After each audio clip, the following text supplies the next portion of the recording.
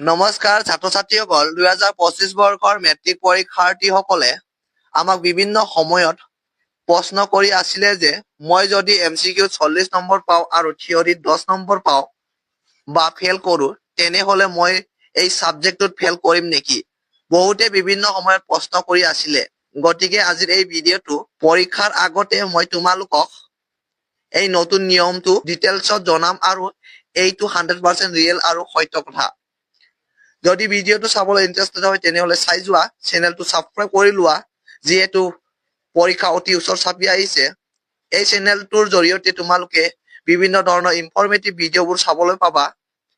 তোমালোকে জানা যে সেবাৰ তৰফৰ পৰা এটা নটিফিকেশ্যন দিয়া হৈছে য'ত বিভিন্ন ধৰণৰ চেঞ্জেছৰ কথা উল্লেখ কৰা আছে।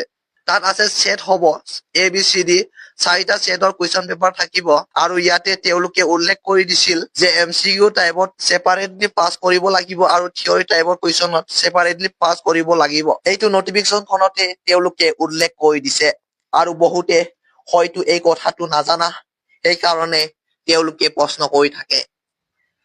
আজি মই এই প্ৰশ্নটোৱে উত্তৰ ক্লিয়াৰলি কৰি দিম। এইখিনিতে তোমালোকৰ MCQ প্ৰশ্ন আহিব 45টা।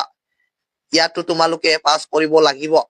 পাছ মাৰ্কটো হৈছে মিনিমাম 13 পাব লাগিব আৰু যোনটো থিয়ৰী প্ৰশ্ন থাকিব তাতো তুমি মিনিমাম 13 পাব লাগিব।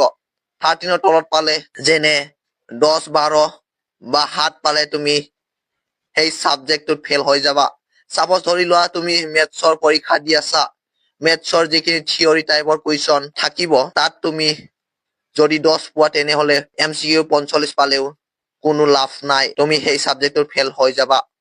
সেই সাবজেক্টত গতিকে তুমি দুয়ো যেনে থিয়ৰী আৰু MCQ টাইপৰ দুইটা বিষয়তে তোমালোকে মিনিমাম 13 পালেহে পাছ হৈ যাবা। এইটো আছিল 100% ৰিয়েল আৰু সেবাৰ তৰফৰ পৰা জনোৱা ইনফৰমেশ্যন।